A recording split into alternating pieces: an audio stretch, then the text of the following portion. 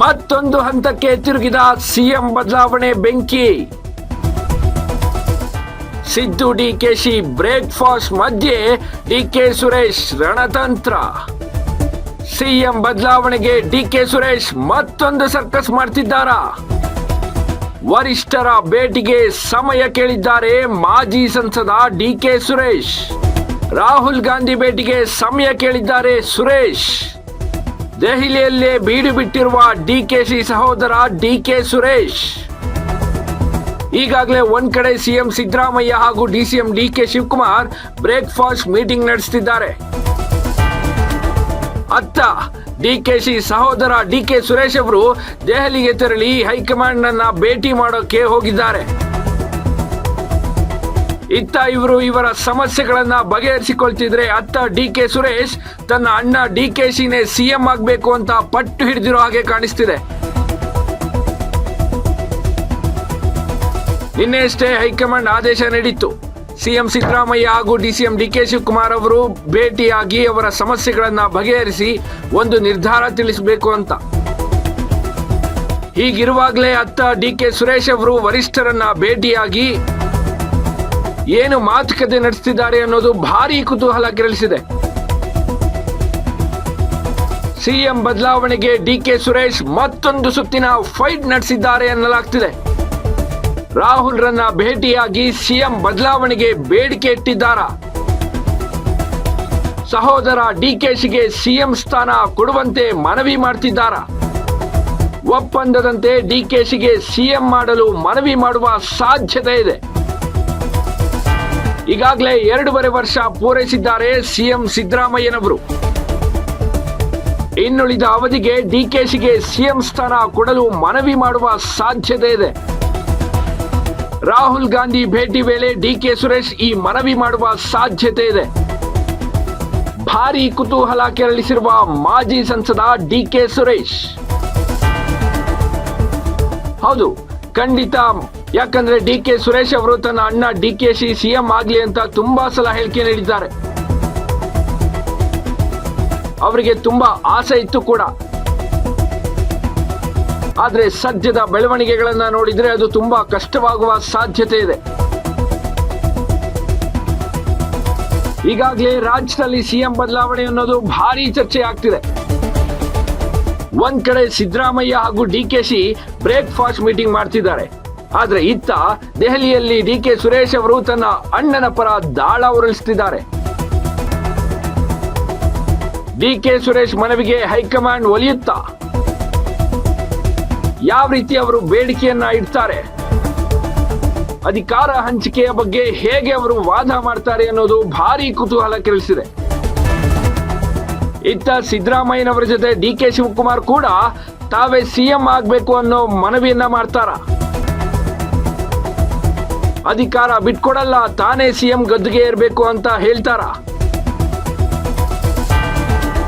DK brothers ರಣತಂತ್ರ ಹೇಗಿದೆ?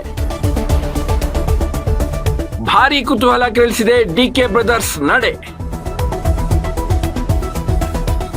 ಸಂಜೆ ಒಂದು ಖಾಸಗಿ ಕಾರ್ಯಕ್ರಮ ಇದೆ. ಸೊ ಯಾವುದೋ ನನ್ನ ಸ್ನೇಹಿತರ ಕಾರ್ಯಕ್ರಮ. ಸೊ ಹಾಗಾಗಿ ಅದಕ್ಕೆ ಬಂದಿದ್ದೇನೆ.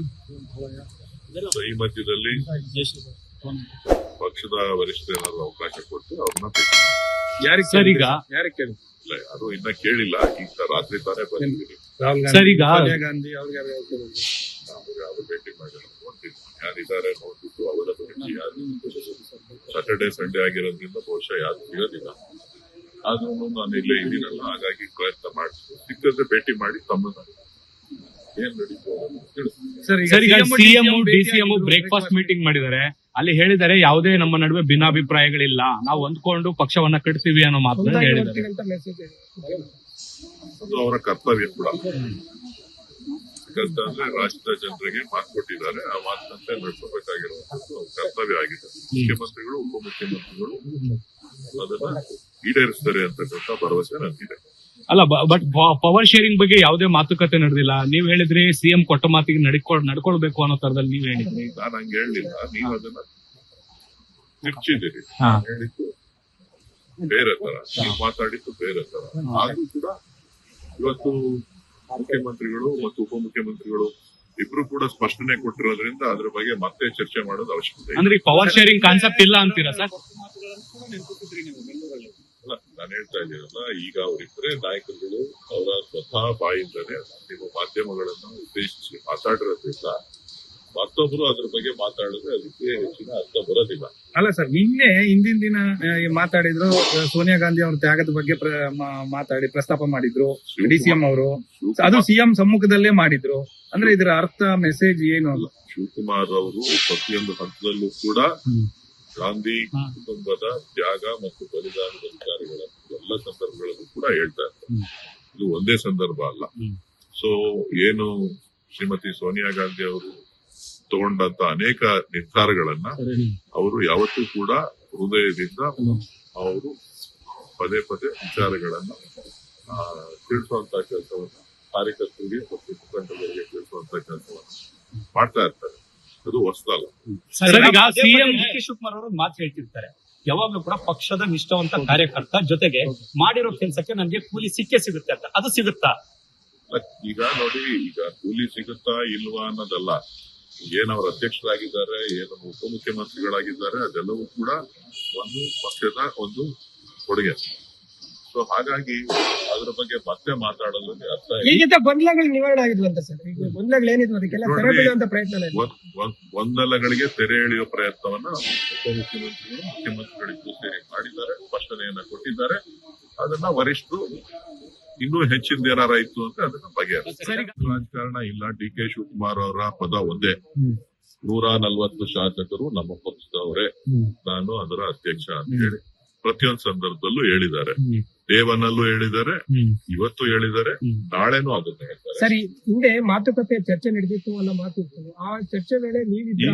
ಈಗ ಅದನ್ನೆಲ್ಲನೂ ಕೂಡ ಮುಖ್ಯಮಂತ್ರಿಗಳು ಉಪಮುಖ್ಯಮಂತ್ರಿಗಳು ಸ್ಪಷ್ಟನೆ ನೀಡಿರೋದ್ರಿಂದ ಅದ್ರ ಬಗ್ಗೆ ಹೆಚ್ಚಿನ ವ್ಯಾಖ್ಯಾನಗಳು ಬೇಡ. ಸರ್, ಈಗ ಹೈಕಮಾಂಡ್ ಮಟ್ಟದಲ್ಲಿ ಏನಾದ್ರೂ ಸಭೆ ನಡೆಯುತ್ತೆ ಅನ್ನೋಂಥದ್ದೆಲ್ಲ ಮಾಹಿತಿಗಳಿದೆ. ಇದು ಕಮಾಂಡೋ ಏನು ಅನೇಕ ವಿಚಾರಗಳು ಮೊನ್ನೆನೂ ಸೇರಿರ್ತಾರೆ. ಪ್ರತಿದಿನ ರಾಷ್ಟ್ರದ ರಾಜಕಾರಣದಲ್ಲಿ ಹೈಕಮಾಂಡ್ ಅನೇಕ ರಾಜ್ಯಗಳ ವಿಚಾರಗಳನ್ನ, ಸಂಘಟನೆ ವಿಚಾರಗಳನ್ನ,